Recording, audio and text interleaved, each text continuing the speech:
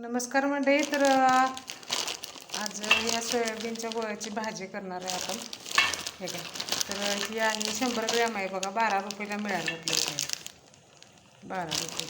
आणि आता बघा गॅसवर आता पाणी ठेवलं. त्या पाण्यामध्ये हळद आणि मीठ घातलं. मीठ घातलं म्हणजे काय होतंय, शिजवताना जरा मीठ त्यात शिजलं की छान लागते ते, म्हणजे पांचट लागत नाही भाजी, म्हणून हे मीठ आणि हळद जरा घातलेले. हे सगळं असं स्वच्छ बघून घ्यायचं, कारण जास्त दिवसाचं असलं की एखाद दिवस खराब पण होणे असण्याची शक्यता असते. हे सगळं असं बघून घ्यायचं. आणि आता जर धुवून घेऊया. तर आता हे धुवून घेतलंय आपण. पाण्याला आता उकळी आल्या, पाण्यामध्ये आता टाकूया.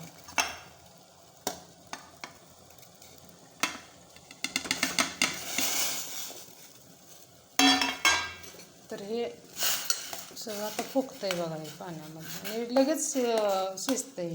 काही जास्त वेळ लागत नाही. आता ह्याला जरा आपण आता शिजू देऊया.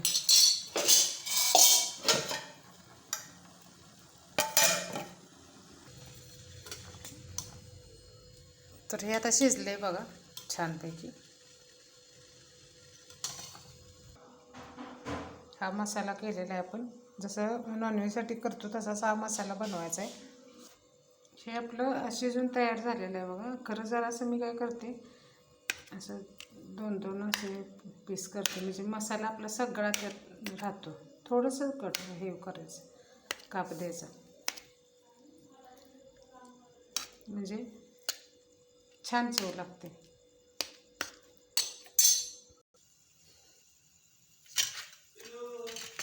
तर यामध्ये आता मसाला घालूया आपण.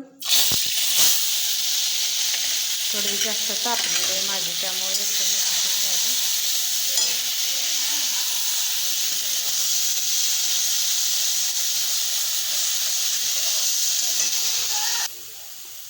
तर मसाला भाजलाय. आता आपण यामध्ये आपली चटणी घालूया.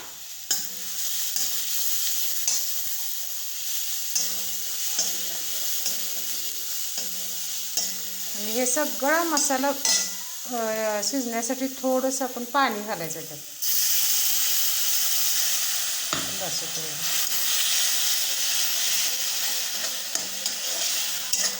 ह्याला पाणी सुटलं म्हणजे आपला हा मसाला शिजला म्हणायचा.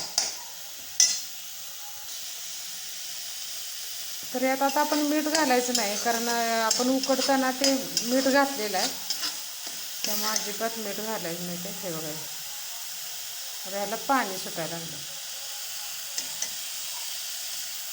ओके.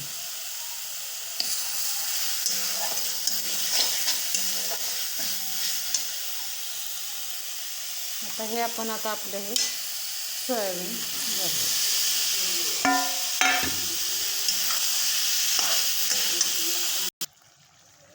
हे बघा आता आपण थोडंसं मी रसरशीत केलं आहे, जास्त सुटसुटीत केलेलं नाही. भाकरीबरोबर खायला छान लागते किंवा चपातीबरोबर खायला छान लागते.